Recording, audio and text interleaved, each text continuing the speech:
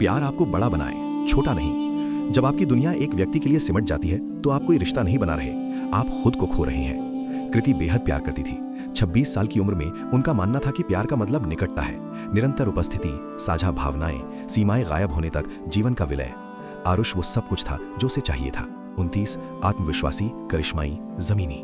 नोएडा में उनके रिश्ते ने उसे उन तरीकों से निगल लिया जिन्हें उसने भक्ति समझ लिया था। धीरे धीरे अनजाने में उसने अपनी दुनिया को उसकी दुनिया में समेटना शुरू कर दिया।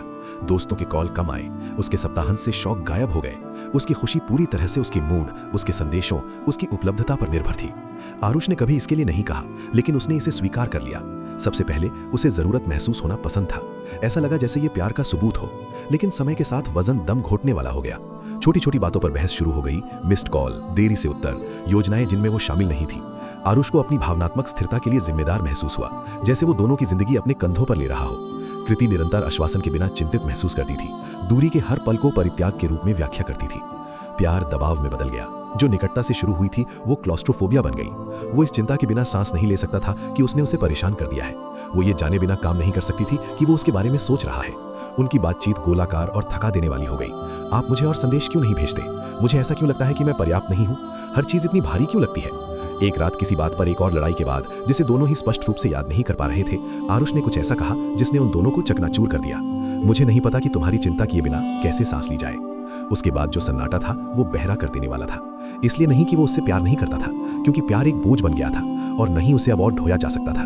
कृति ने उसकी थकी आंखों में अपना प्रतिबिंब देखा और महसूस किया कि उसने क्या किया है।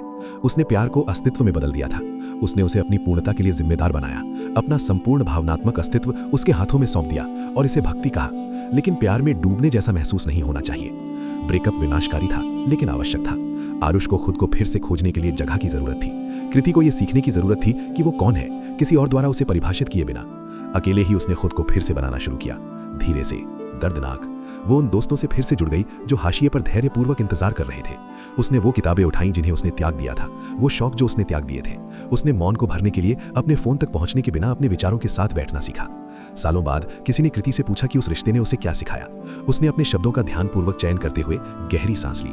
मैंने सीखा कि आप किसी से गहरा प्यार कर सकते हैं और फिर भी उसके लिए अस्वस्थ हो सकते हैं। मैंने सीखा कि किसी को अपनी पूरी दुनिया बना लेने से प्यार साबित नहीं होता है, ये निर्भरता साबित होता है।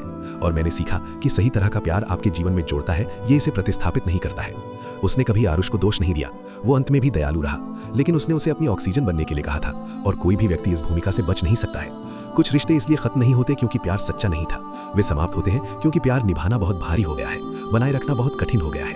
और कभी कभी किसी को खोने से आप खुद को फिर से पाते हैं।